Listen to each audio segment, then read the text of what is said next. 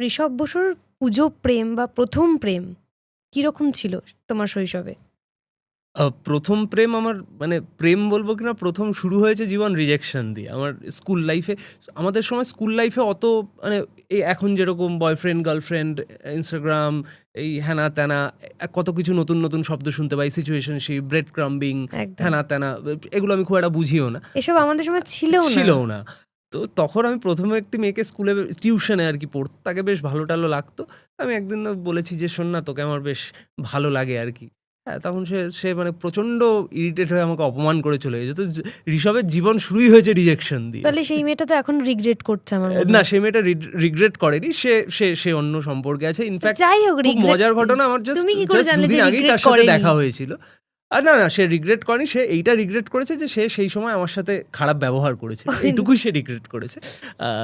তো সেটা খুব ইন্টারেস্টিং। কিন্তু হ্যাঁ, পুজোর তো একটা আলাদা, পুজোয় না, পুজোর হাওয়ায় একটা প্রেম থাকে আমি দেখেছি। একটা হয় বসন্ত, মানে দোলের সময় দোলের সময়, হ্যাঁ বসন্তের সময় আর কি, ওই হ্যাঁ। সরস্বতী পুজো থেকে শুরু হয় ওই ব্যাপারটা, একটা হাওয়া দেয়, ওই গরম আসার আগে হ্যাঁ, অবধি হ্যাঁ, চলে হ্যাঁ। আর কি। আর একটা হয় হচ্ছে পুজোর সময়, পুজোর কোথায় একটা সময়টা। বাতাসে একটা প্রেম প্রেম গন্ধ, একটা প্রেম প্রেম ছোঁয়া থাকে। তো সেটা তো হয়েছে আমি যখন প্রেম করেছি আর কি, বা এখনো যখন করছি, তো পুজোর সময় তো সেটা একটা একটা আলাদা স্পেশাল ফিলিং থাকে।